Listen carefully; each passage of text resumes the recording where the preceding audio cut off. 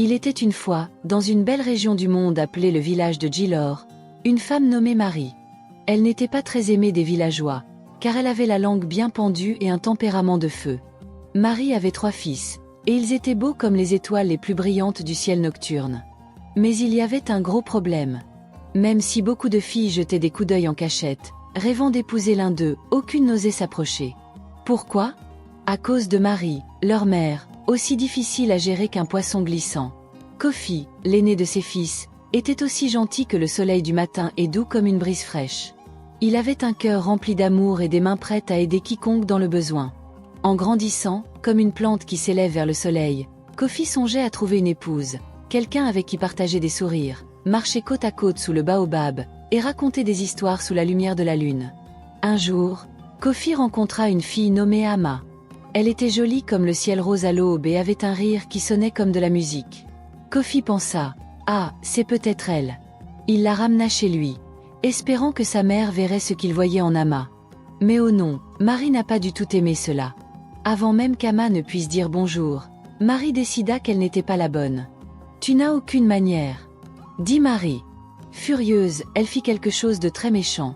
Elle jeta de l'eau chaude, forçant la pauvre Ama à fuir pour ne jamais revenir. La nouvelle se répandit à travers Gilor comme une traînée de poudre. « Éloignez-vous des fils de Marie, chuchotaient les gens, ou vous aurez plus que ce que vous espérez. » À partir de ce jour, les filles s'enfuyaient comme des lapins effrayés dès que Kofi ou ses frères approchaient. Ce fut une période triste pour Kofi, qui ne voulait qu'une chose, partager son cœur. Mais peu importait combien il était doux ou gentil, l'ombre du tempérament de sa mère faisait fuir toutes les prétendantes. Pauvre Kofi! Il avait un grand cœur, mais un plus grand problème. Et ce n'était que le début d'une histoire pleine de rebondissements, comme les sentiers sinueux du village de Gilor. Un jour, Kofi en eut assez des journées tristes et solitaires. « Je trouverai quelqu'un qui ne connaît pas le tempérament de feu de Marie, » se dit-il.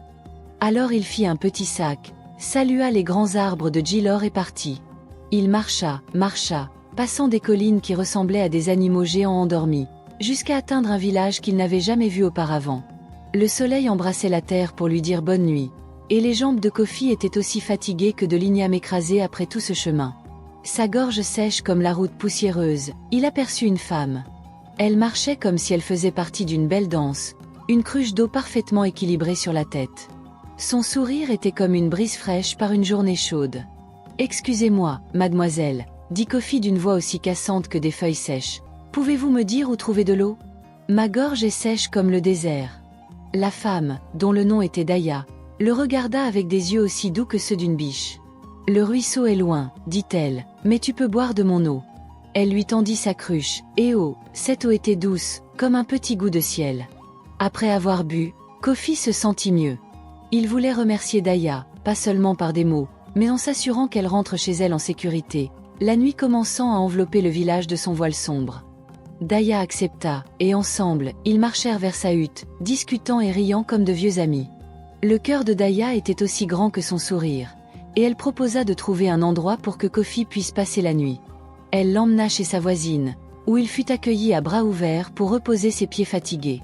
Daya lui prépara même un repas simple qui avait le goût d'un festin royal grâce à sa gentillesse. Le lendemain matin, Kofi se réveilla avec le soleil, se sentant comme un homme nouveau. Il se précipita pour remercier Daya, qui était déjà debout, son visage brillant comme le soleil du matin. « Je suis Kofi, du village de Gilor, » dit-il, le cœur léger et heureux. Daya lui répondit avec un sourire doux et timide. « Et moi, je suis Daya. » En la regardant, Kofi vit sa beauté, non seulement dans son apparence, mais dans son calme et sa bonté. Elle était comme un joyau précieux brillant discrètement dans un monde qui oubliait souvent de remarquer de tels trésors. Le cœur de Kofi dansa une petite danse. Il pensa, peut-être, juste peut-être, les étoiles m'ont conduit vers quelqu'un de spécial. Daya, avec ses longs cheveux noirs et ses yeux qui portaient des histoires de lune et d'étoiles, voyait en Kofi plus qu'un étranger venu d'un autre village, un esprit frère. Leur rencontre semblait être un petit morceau de magie dans un monde ordinaire. Et ainsi, le voyage de Kofi pour trouver de l'eau devint un voyage pour trouver un cœur qui correspondait au sien. Les jours passèrent, et chaque jour, Kofi trouvait une nouvelle raison d'aimer Daya. Elle chantait pendant qu'elle travaillait, des chansons douces comme la pluie sur un toit de chaume. Elle riait de ses blagues, même quand elles n'étaient pas très drôles, et elle écoutait avec ses yeux, pas seulement ses oreilles. Daya, elle aussi, appréciait la compagnie de Kofi. Il n'était pas comme les autres hommes qu'elle connaissait. Il aidait à porter les seaux d'eau, remerciait toujours pour le repas, et n'avait jamais peur de montrer ses émotions.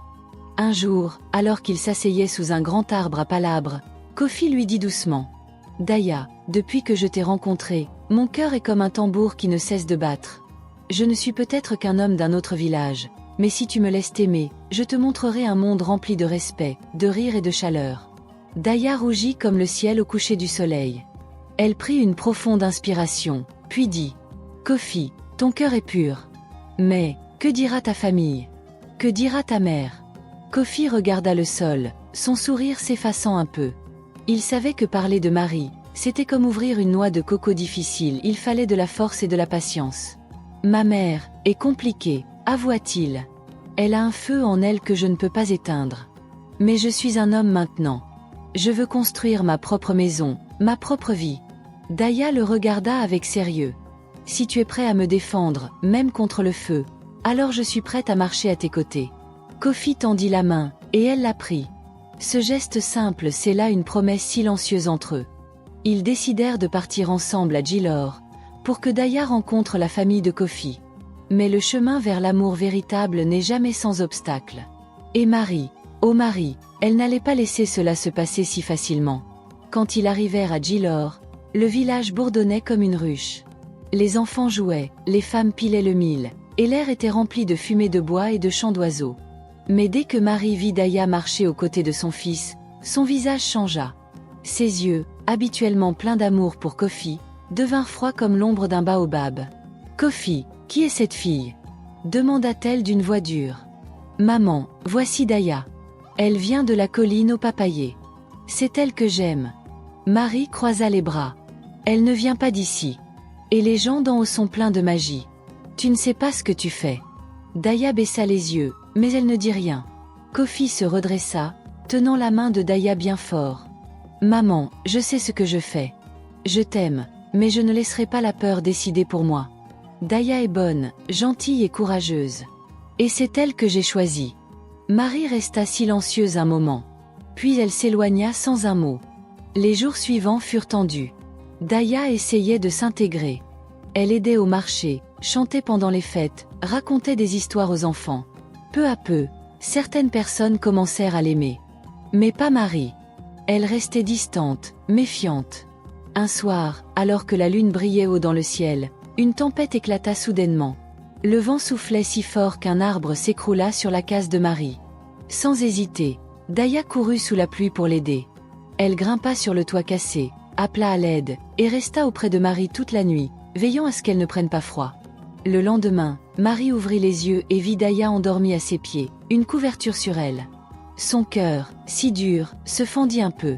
Quand elle se leva, elle alla chercher un bol de bouillie chaude. Elle le tendit à Daya en disant doucement « Merci, ma fille. » Daya la regarda, surprise. « Vous m'appelez, ma fille ?» Marie sourit un peu. « Tu as un cœur fort. Comme les femmes de ma famille.